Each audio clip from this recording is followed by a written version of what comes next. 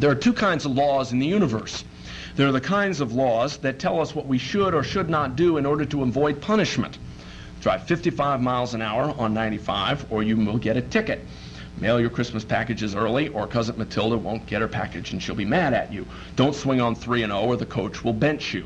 They are not the immutable laws of the universe, but they're rules that tell you how to behave in this world. And then there are laws like the law of gravity and the second law of thermodynamics, which do indeed tell you how the universe functions.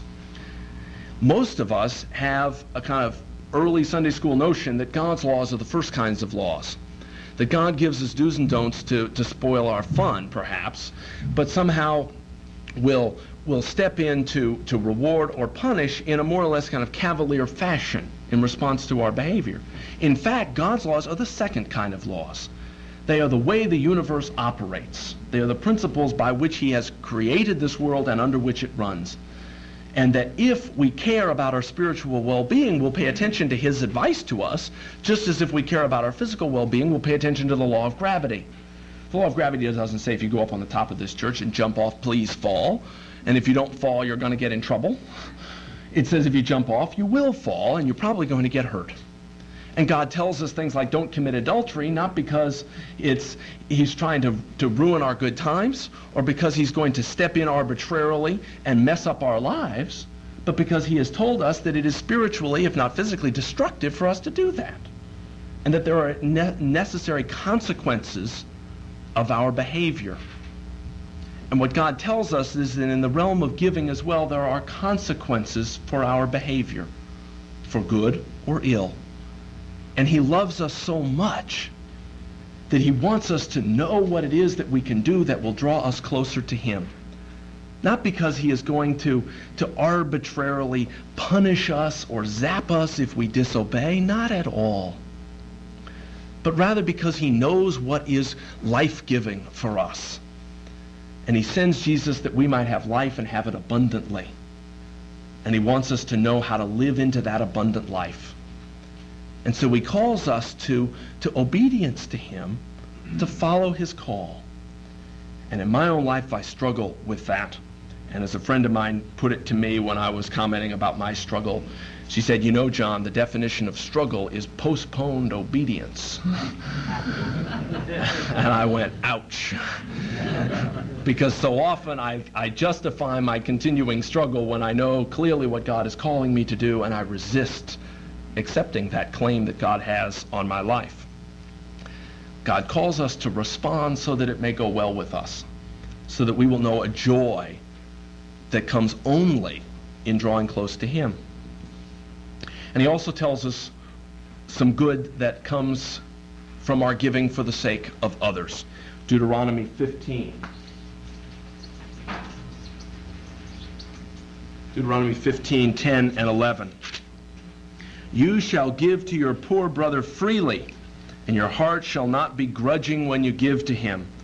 Because for this the Lord your God will bless you in all your work and in all that you undertake. For the poor will never cease out of the land.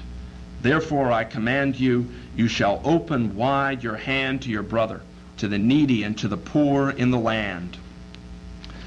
God calls us to give because it will change us. And give because it will also meet the needs of those around us. And how often that passage is quoted, sadly, out of context. The poor we will have always with us, as if that justifies non-response to their condition. It's clearly a statement that we must respond because the poor will never cease out of the land. God cares about what we do with what we give. But it comes first out of thankful hearts, and then is used by God to bless and touch and change others as well. But we need to know first and foremost why we give. What happens in our lives when we respond. I've been touched a long time ago by the illustration from the Holy Land geography. Some of you may have seen this a long time ago.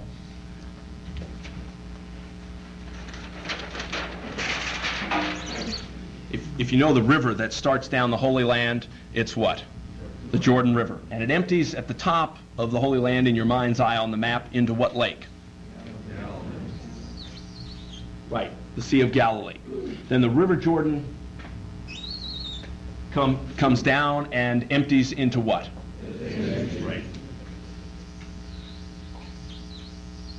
The Dead Sea. Some of you have been to the Holy Land, have better Holy Land geography than I. But the Sea of Galilee is still a beautiful, fish-filled, pristine lake. The Dead Sea is, as its name implies, dead. Nothing lives in it. Nothing lives around it. Birds won't even fly over it. It is so dead. But the amazing thing for me is that it is exactly the same Jordan River that feeds both lakes. The Jordan River flows into both lakes. The difference is the Sea of Galilee takes the water in at one end and lets it out at the other. And the Dead Sea takes it in and keeps it all. The love of God has been given to each one of us. There is no sense in which any of us have been more loved by God than another one. And yet the issue for us is not have we received God's love, but do we receive what God has for us and hold on to it?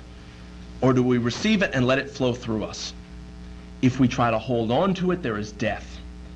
If we let it come through us to others, there's life and abundance. If you imagine two people responding to this or some other stewardship program perhaps in your parish, and two people walk out and say, well, that's kind of interesting. I think in response to that, next year in my giving to the Lord, I'm going to give $100. And someone else says, of the same income, I'm going to give $10,000. Which one does God love more? Trick question. Because God loves them both the same. God loves them both completely. God loves them both perfectly. There is nothing in this world that we can do that is going to make God love us any less. And there is nothing we can do with our giving that's going to make God love us any more. And I want to make it clear that we are not talking about a give and give in a certain way in order to get God love you sort of theology. It is rather a matter of give because God already loves us. And we experience what God has for us when we give as He asks us to. There's a wonderful story about a small church that was always in desperate search for supply clergy to handle its Sunday services. And they would often have to fend around to find different priests each week to come in and do services. One priest had been invited to come in and lead their worship and arrived quite a bit early. No one was in the church, and he came in the back and poked around, and he read the bulletin board, and he read the tract rack, and then finally he noticed a little box on the back wall, and he naturally assumed that that was a box for offerings for the poor. So he reached into his pocket and pulled out a couple of quarters and popped them in the box. A short time later, the senior warden arrived and came up and welcomed the priest to the church, said, we're glad to have you here, and we do the service in this sort of way, and we vest over here, and I'll talk to you after the service. So after the service, the senior warden comes up to him and says, gosh, it's just been wonderful having you here. Your sermon was marvelous. We'd love to have you here every week. But he said, I'm embarrassed to tell you this. We are just a poor country church, and we don't have any money to pay our guest preachers. But we have a system in our church. All our people know that they can put money in a little box we have in the back of the church to pay our preachers. And I know after your sermon today, there's just going to be a lot of money in that box. So he pulls out a little warden's key and goes to the back of the church and opens up the box, and out falls 50 cents. And it's all the guy can do to not burst out laughing in the poor warden's face. And he goes home and he is regaling his family with this story over Sunday dinner. And they're all chortling over it until his 11-year-old son pops up and says, Dad, you don't understand. If you'd have put more in, you'd have gotten more out.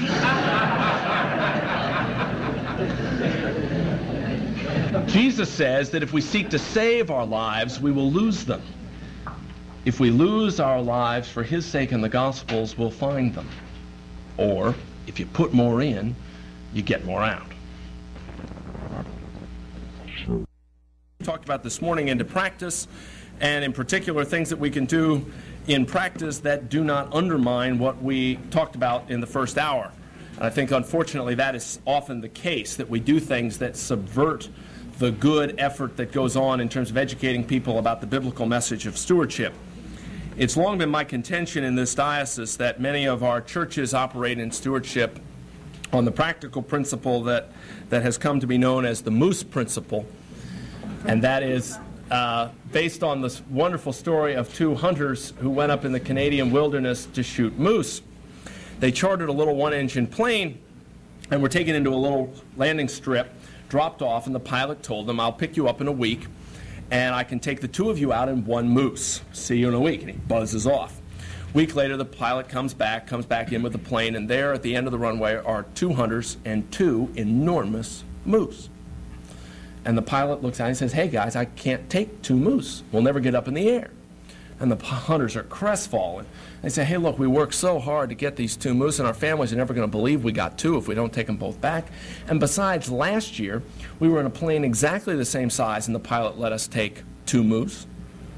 And the pilot says, "Well, I guess if he let you do it last year, we can do it this year. Let's go." So they pile the hunters and the moose in the plane, and they take off, and they go down the runway, just shudder down the runway, just barely lift off, just clear the trees, and crash into the side of the mountain.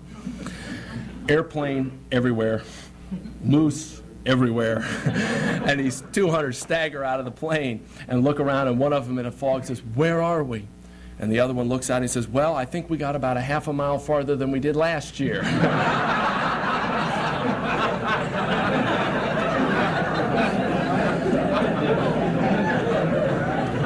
A lot of our churches, when it comes time to a stewardship education program, crank it up one more time, not really expecting that we're going to get off the ground, but maybe we'll get a half a mile farther down the mountain before we crash.